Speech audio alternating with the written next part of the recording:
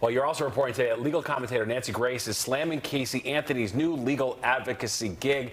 This one caught everybody by surprise. She sort of popped up in our feeds, and I think a lot of people, myself included, didn't even really get what she was pitching in the first place. Yeah, it is still unclear exactly what you're going to get if you subscribe to this Substack that Casey Anthony now has.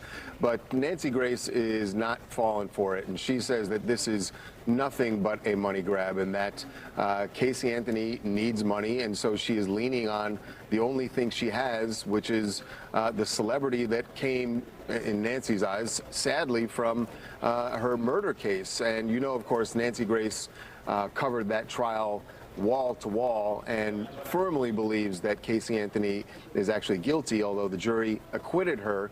And she said, you know, if you actually are someone who's out there who's going to subscribe and give Casey Anthony your money, for her, for Nancy, that's the same thing as voting not guilty if you were on that jury.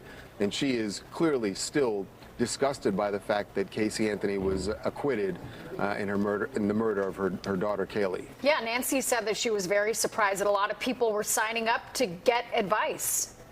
Thousands have already. By last count, I think we heard there were 3,000 people who had subscribed to the Substack. So I think that number is going to grow, and Casey's getting a lot of followers on TikTok now as well. So there's some fascination with it, regardless of how you feel about how that trial turned out. Yeah, well said. All right, Charles, we appreciate it. Thanks so much. All right.